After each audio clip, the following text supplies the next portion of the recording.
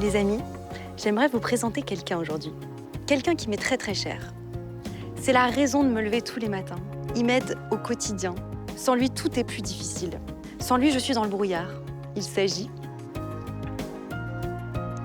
de mon café. Ah, cette odeur, cette couleur, vraiment, je peux pas m'en passer. Mais il paraît d'ailleurs que je suis pas la seule, hein, parce qu'on est 8 Français sur 10 à en consommer quotidiennement et en moyenne 2 tasses par jour. Et si on lui rendait hommage aujourd'hui à ce café?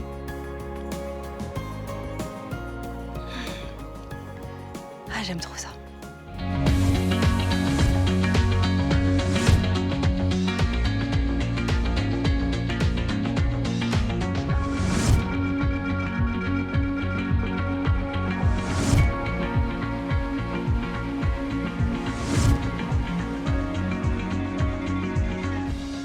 Wake up, it's a lovely day out there.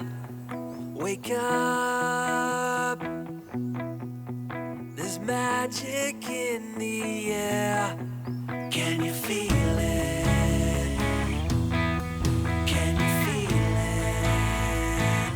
Qu'on se le dise, le café représente beaucoup de choses dans nos vies. C'est un lieu où on se donne rendez-vous, c'est un moment de détente, l'incontournable pause café, et puis c'est la boisson qui nous booste. Et justement, dans chaque tasse de café se cache le travail de toute une filière, du producteur au sourceur, en passant par le torréfacteur. Alors aujourd'hui, je vous emmène en Charente, du côté de Cognac. Là-bas, on va rencontrer Christophe. En 2011, il a décroché le titre de meilleur torréfacteur de France. Et croyez-moi, c'est la personne idéale pour connaître les secrets d'un bon café.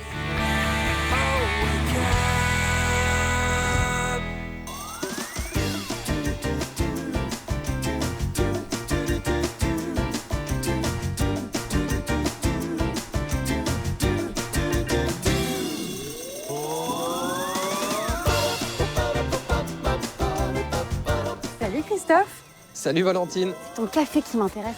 Ah Tu veux oui, bien me montrer? t'es fan de café? Je t'en prie, monte.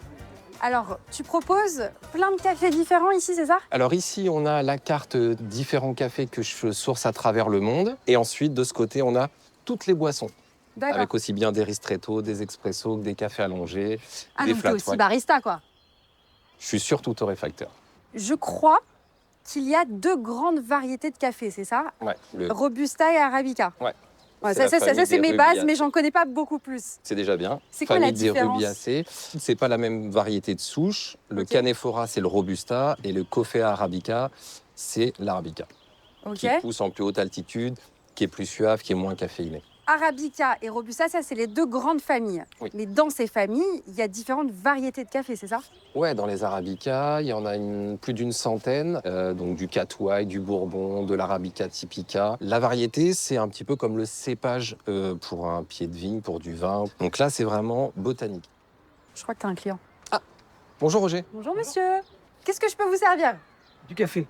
Oui, bah alors quoi? Parce qu'on en a plein, hein. Si, non, mais c'est marqué sur la poche. Numéro 11. Voilà. Ça sent bon. Ça va être un petit peu plus cher parce que j'ai une personne à payer maintenant. Ah, et oui. Je suis pas venue bosser gratos, hein. Fait avec amour par Valentine. Oh putain, qu'est-ce qu'elle va te dire, ma femme? On est pour la paix des ménages. Merci Roger. Bonne Et journée. voilà. On m'a dit que quand on travaille des variétés, des origines de café comme ça exceptionnelles, ça a plus d'intérêt de le boire sous forme de café filtre parce qu'on exploite beaucoup plus tous les arômes. En fait, la filtration douce va amener moins d'intensité, mais va élargir la palette aromatique. Ok. On va découvrir vraiment des choses qu'on n'aura pas sur une machine automatique avec du grain, où là, on va avoir une extraction qui va être beaucoup plus rapide et avec la puissance d'une pompe. Donc, on aura plus d'intensité, D'accord. mais ça réduit un petit peu la palette. Ok. Et après, on a de l'infusion, Ok. où là, on est sur une French press, les cafetières à piston, Ouais. où l'eau est toujours en contact avec le café, ou alors du cupping. Est-ce que tu connais? Est-ce que tu as Non. déjà slurpé? Slurpé. Non. Désolée. Ça te dit? Ouais, carrément. Donc on va mettre 10 grammes de café dans le fond de cette tasse. On va venir l'arroser de manière circulaire avec de l'eau à 85 degrés. Et ensuite, on va venir casser la croûte avec 2 cuillères, comme ça. Tac. Ok. Je suis prête à slurper. Je te prépare ici un petit crachoir. Ah non. Non, c'est pas ça. Ça, si tu veux cracher. Il est pas comme ça? Là, t'as pas slurpé, t'as juste bu. Mhm. Regarde, on va essayer de l'aspirer très rapidement. On dit toujours à plus de 100 km/h.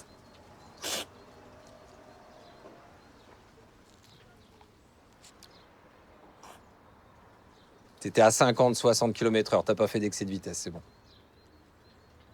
T'as une complexité aromatique incroyable. Et ça vient bien te tapisser Ouais. le palais, ça te fait saliver un peu les dents du fond, Ouais. c'est hyper gourmand. Ok, donc ça, c'est la meilleure manière de déguster le café. C'est surtout la façon dont on goûte les nouvelles récoltes et les nouveaux arrivages de café. Mais alors justement, j'aimerais bien tester un petit peu tes connaissances sur le café. Ah. Ça vient d'où? Ça a été découvert, selon la légende, au 9e siècle par un petit berger qui promenait ses chèvres, Ok. qui se prénommait Kaldi, et c'était dans la région d'Abyssinie. Ça fait partie de l'Éthiopie. On dit souvent Ok. que l'Éthiopie est le berceau du café. Et alors, est-ce que tes grains de café, tu les reçois déjà torréfiés ou tu les reçois crus?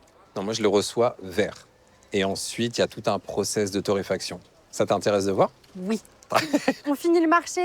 Ouais, s'il te plaît, Et on parce va que j'ai voir encore plein de clients. Ouais, carrément, avec Allez, plaisir. super, au boulot.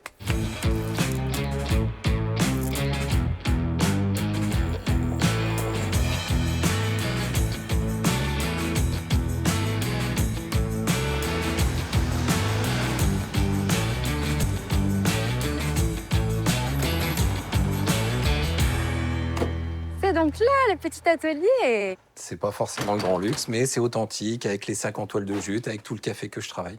Et je vois qu'il y a plein de trucs marqués sur ces sacs là. Sur le sac, on a l'endroit d'où vient le café, le nom de la plantation. Moi, je privilégie forcément des cafés qui ont été récoltés de l'année. Et ensuite, le poids. Donc, celui-ci, on voit un sac de 60 kilos. Je vois qu'il y en a qui sont super colorés là. Il y a vraiment des familles qui, historiquement, ont fait des super beaux dessins. Là, C'est par beau. exemple, celui-ci, qui est fait en Papouasie, Ah avec un ouais. bel oiseau. Alors justement, voyons voir, ça vient d'où ça? Honduras. Oui. Ok, là je vois Brésil, Oui.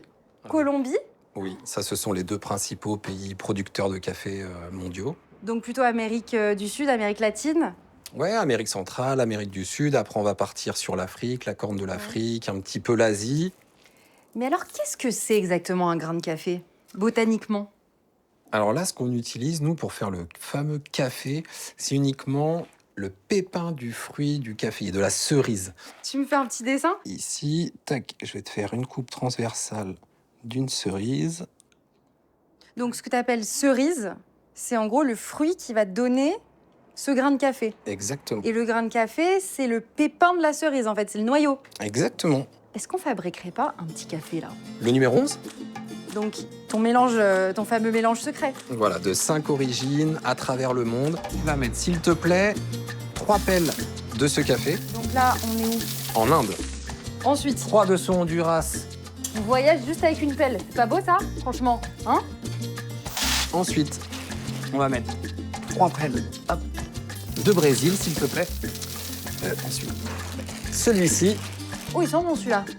très vert. Ouais, très végétal. Le petit dernier, il va m'en falloir 5 pelles. Il a quoi comme arôme celui-là? Celui-ci va nous amener de la robustesse, le côté un peu plus charpenté et de l'épaisseur.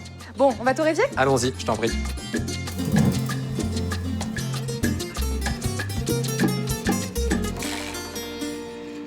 Oh, elle est trop belle cette machine. C'est quoi ce bruit là? Ah, ça veut dire qu'on est arrivé à la température. Tu vas tout verser d'un coup, je vais ouvrir ici la trappe. Allez, je Elle fait t'aide, des on muscles y pour va. faire du café. Donc là, on a introduit le café à 175 degrés. Est-ce que c'est considéré comme une température de chauffe haute ça? Non, plutôt basse. Les bon industriels, ils font ce qu'on appelle des cuissons flash, où ils torréfient le café à 800 degrés en moins de 2 minutes. Mais ça, tu perds tous les arômes, non? Exactement, c'est un peu dommage. Le but, eux, c'est uniquement de brûler le café pour avoir le goût et l'amertume. Et là, on est en train de passer l'étape la plus importante de la torréfaction. On a introduit un grain de café qui est chargé entre 12 et 15% d'eau. Ouais. Et en fin de cuisson, on est à moins de 2%. Ah Donc oui. on va l'assécher. Première étape terminée. Donc là, on va commencer à avoir déjà une odeur un petit peu différente. Là, j'ai des arômes un peu de cacao. Tu vois? Ouais. Après, il n'y a pas Un peu d'erreur en gourmand. fait. On a chacun une expérience, des tiroirs qu'on peut ouvrir, des petites madeleines de Proust. Donc là, on va passer à un nouveau stade où je trouve qu'on va se rapprocher un petit peu d'un autre métier, un peu Ouais, comme ouais. Là, le on est dans la boulanger. boulangerie, là. Carrément. Et en plus, on voit que les grains, ils deviennent jaunes un peu, là. Voilà, gentiment, il commence à prendre un petit peu en pigmentation. Ça va évoluer très très vite. Une fois la réaction de Maillard passée, à peu près à mi-cuisson, entre 6 minutes 30 et 7 minutes. Donc, la réaction de Maillard, c'est quand ça commence à caraméliser. Donc, on va basculer sur le brun un peu, là, c'est ça? Exactement. C'est marrant, là, on voit dans le hublot les grains, là, qui s'affolent. Ben là, en fait, le grain n'est jamais en contact direct avec la flamme. Il est dans le tambour et la flamme vient réchauffer le tambour avec des pierres réfractaires. Et en fait, ça permet cette cuisson très homogène. Elle s'énerve un peu, ta machine, là, non? Oui, ben là, tu vois, on a passé la réaction de Maillard. Donc là, ça va aller très, très vite. On va bientôt avoir le premier crack. Donc on voit ici, le grain commence un petit peu à se fissurer sur les bords et il va commencer à gonfler. Donc, en fait, il va devenir plus gros. C'est à peu près 60% du volume. Ok, donc c'est pour ça que les grains crus étaient plus petits qu'un grain classique torréfié, quoi. Exactement. Comment t'es devenu meilleur torréfacteur de France? Alors moi, j'ai commencé à torréfier en 2007. Un ancien monsieur qui partait à la retraite, qui m'a un petit peu transmis sa passion et les bases de ce métier-là. En 2011, je me suis présenté au concours de meilleur torréfacteur de France qui est géré par le Comité français du café. Et j'ai eu, à l'âge de 29 ans, la chance d'obtenir ce titre-là. Donc une On est fois prêt. On est là. qu'on va estimer qu'il est prêt et cuit à la perfection, du moins on essaie, ici on a un tambour avec un ramasseur qui va permettre au grain d'être mélangé et en même temps un système de soufflerie ici qui va permettre de Le refroidir. Tout à fait. T'as découvert. D'accord. Là, on va regarder de manière très attentive et très fréquemment pour vraiment pouvoir le sortir au meilleur C'est moment. dingue. À chaque fois, ça change de couleur dès que tu le sors et que tu le re-rentres. C'est là que tout se joue. Attention, là. On l'entend, C'est attention. la pression. Waouh. Donc là, tu vois ce côté fumant, on l'entend un peu crépiter et là, on a une odeur encore différente. C'est hyper gourmand comme odeur, en fait. Tu bois combien de café par jour, toi? Une petite vingtaine, Mais c'est énorme. On dit qu'il faut pas en boire plus de 5, non? je sais. Ça a l'air d'être plutôt en bonne santé, en tout cas. Ça va. Ça a l'air de l'instant. réussir. Donc tu vois, le principe aussi de la torréfaction, c'est de ne pas brûler ce petit sillon, ce cœur de fève.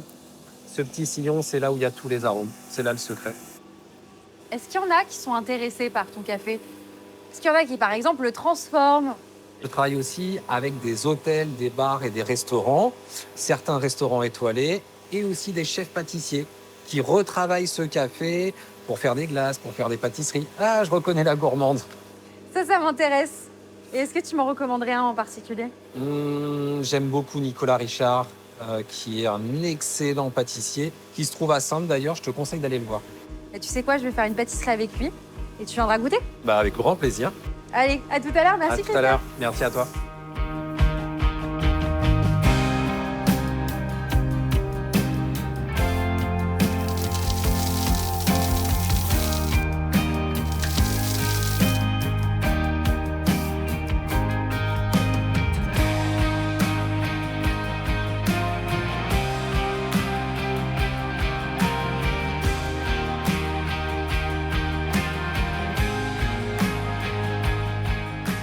C'est bien toi, Nicolas. Oui, c'est bien moi. Christophe m'a parlé de toi. Ça. Il paraît que tu fais des pâtisseries dingues au café.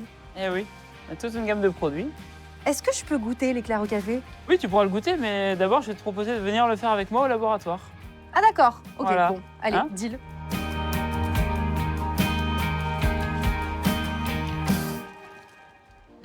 Tout bon éclair mérite une belle pâte à choux. Et c'est par ça que l'on commence.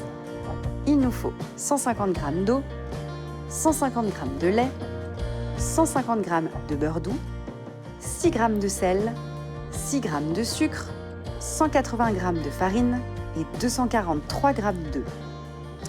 Alors, cette pâte à choux, On va commencer par faire chauffer les ingrédients. On a du lait entier, Oui. de l'eau, du sucre, ok.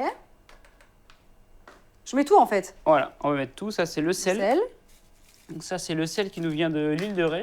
Donc là, on a du sel fin qui est assez coloré. On utilise le gros sel pour le pain et la fleur de sel pour le caramel fleur de sel. Donc ça, on met le beurre dedans aussi. Donc là, ce qui est important, en fait, c'est de ne pas mettre trop fort de façon à faire fondre le beurre avant que le lait bout.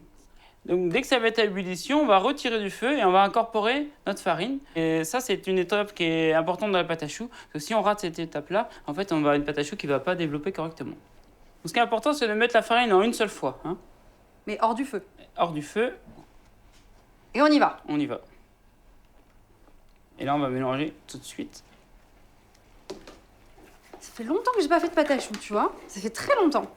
Alors, la pâte à choux, c'est une recette qui est assez simple, mais qui est facile à rater, quoi. J'ai déjà une pâte à choux qui va être belle. Comment tu sais? Déjà, j'ai pas de grumeaux. Elle est assez lisse, ouais. Elle est assez lisse. Et là, maintenant, je vais la dessécher pour enlever un peu d'humidité. Je peux tâter la pâte ou pas? Voilà. Voyons. Ah oui, il faut un peu de muscle quand même pour la pâte Voilà. à choux. Prends bien sur le côté, sur le bord, voilà. De toute façon, on va avoir un mélange qui soit vraiment bien homogène. On va pouvoir la mettre dans la cuve du batteur. Parce que là, on veut la faire refroidir. Voilà, on va la descendre un petit peu à température.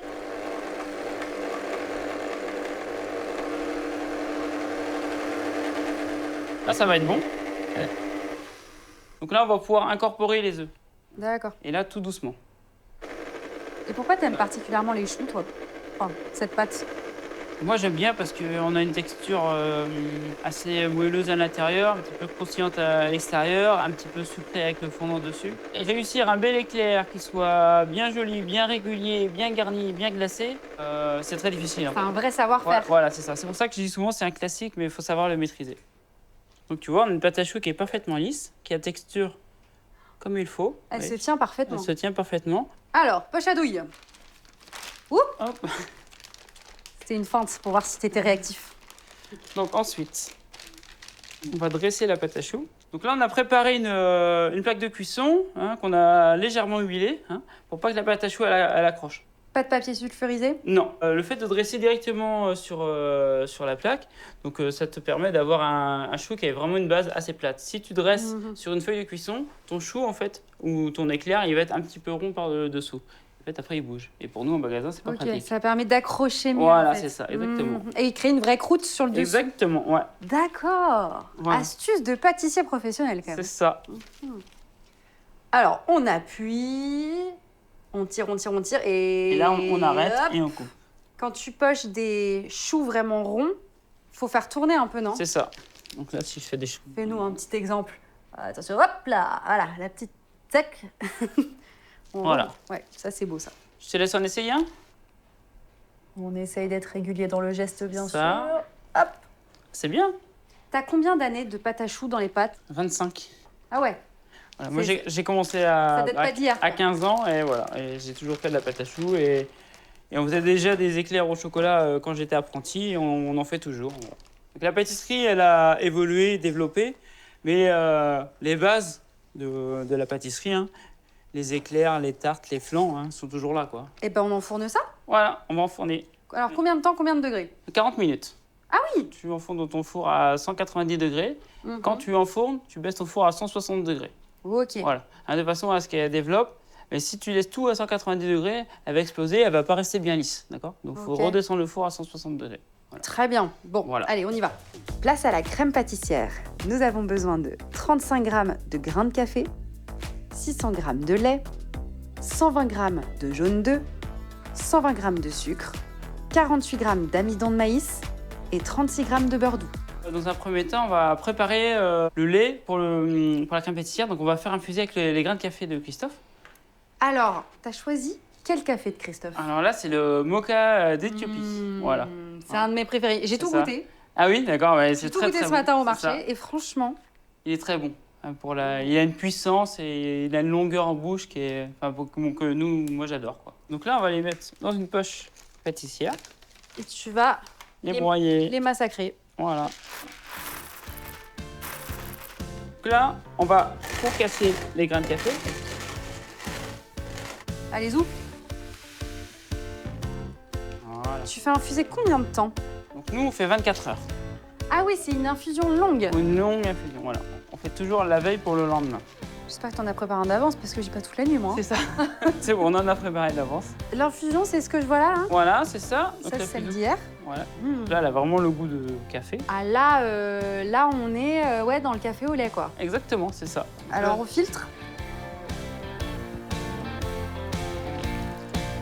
On va bien presser pour récupérer tout le lait qui est au fond. Donc c'est là où il y aura aussi le plus d'arômes. Donc là maintenant on va faire chauffer le lait. Tu vas pouvoir mélanger les jaunes d'œufs qu'on a préparés avec le sucre Là-dedans. dans le petit cul de poule. On les fait blanchir. Voilà. C'est bon, là. Ouais, là c'est bon. Donc ensuite on va pouvoir rajouter la maïzena. Donc c'est l'amidon qui va faire épaissir notre crème pâtissière. On mélange bien pour pas qu'il y ait de grumeaux. Tu me fais bosser, hein. Voilà. Pas mal, hein. Là c'est très bien, parfait. Ok. Donc là maintenant on va porter notre lait au café à ébullition. Il est bouillant, donc là tu verses la moitié. Voilà, hop. Et je mélange, je mélange. Tu mélanges. Ouh, ça sent bon. Et après tu vas pouvoir remettre tout. Et là, faut mélanger constamment ou pas? Voilà, là faut toujours mélanger. Alors, on va sentir à un moment que ça va épaissir. Et c'est quand ça va épaissir qu'il va falloir vraiment bien mélanger pour pas qu'elle accroche au fond. Oh là là, c'est beau. Ça change tout de suite. Ouais, tiens, vas-y. Voilà. Petite pause là. L'odeur, elle est dingue. Voilà, donc là on va être bon. Voilà. On met le beurre. Voilà. Ça sert à quoi le beurre? Ça va venir assouplir la crème. Voilà. Assouplir et amener un petit peu plus de longueur au parfum. Oh là là, j'ai qu'une envie, c'est de mettre ma tête dedans là. Voilà. Là, t'as... J'ai tout donné. Voilà. Parfait. Donc là, maintenant, il faut la faire refroidir. Donc là, pour le coup, on va filmer au contact. Exactement, voilà. Parce qu'on veut pas que ça croûte. Voilà, sinon, il y a une peau qui va se faire sur le dessus. Voilà. Oh, quel dommage, il en reste un peu dans la casserole. Qu'est-ce que tu en penses? Ah ouais, mais ça n'a rien à voir avec ce que je connais en fait. Ça n'a rien à voir, voilà. Ah, t'as vraiment toute la palette aromatique du café qui se déploie. Voilà, quoi. c'est ça. Voilà. Hop, donc filmer au contact. Voilà. C'est ça là. Hein. Voilà. Et là, on réserve au réfrigérateur pendant à peu près 2 à 3 heures. Qui sont beaux ces petits choux, ils ont bien gonflé. Ils sont bien réguliers, bien Voilà. dodus. Nous mettons la poche dans la douille. Toc, et on y va. Voilà. Ok, montre-moi parce que Hop. on veut savoir comment on garnit bien les choux. Tu prends une petite douille, puis on va dessus. Ouais, et on va fait faire... un petit trou. Et on va en faire 3. Ensuite, tu prends... Tu garnis les extrémités. Ah ouais. Et tu vois dans l'autre trou que ça se remplit en Voilà. Et on va faire celui du milieu à la fin. Et quand ça ressort dans les 2 autres, fait. C'est qu'on est bien. c'est qu'on est bon. C'est marrant parce qu'il a gonflé un peu Voilà. là. Il a un petit peu Tu dodu. sens qu'il tu sens qu'il Voilà. est bien garni quoi. Voilà.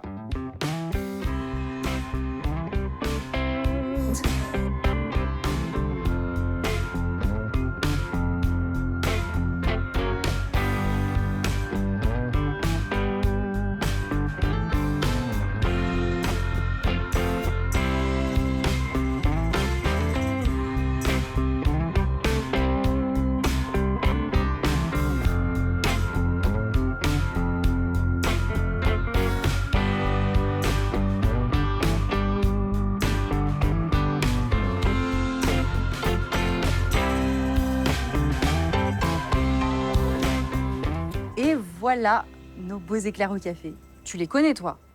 Par cœur. Je Ouais. les adore. Donc en fait tu vas rien découvrir. En fait c'est moi qui vais découvrir aujourd'hui. Exactement. C'est ça. Et qu'est-ce qu'on boit là? Est-ce qu'on boit un café de Christophe? Oui, bien sûr. Ça, c'est un grand cru du Salvador, à côté de la ville de San Jorge. Ah, Un c'est petit bon, peu ça. acidulé, fin de bouche très chocolatée. Ouais. Mais ça va faire un accord parfait avec l'éclair ça. Alors qu'est-ce que t'en penses déjà visuellement de ces éclairs? Même si tu les connais par cœur. Magnifique.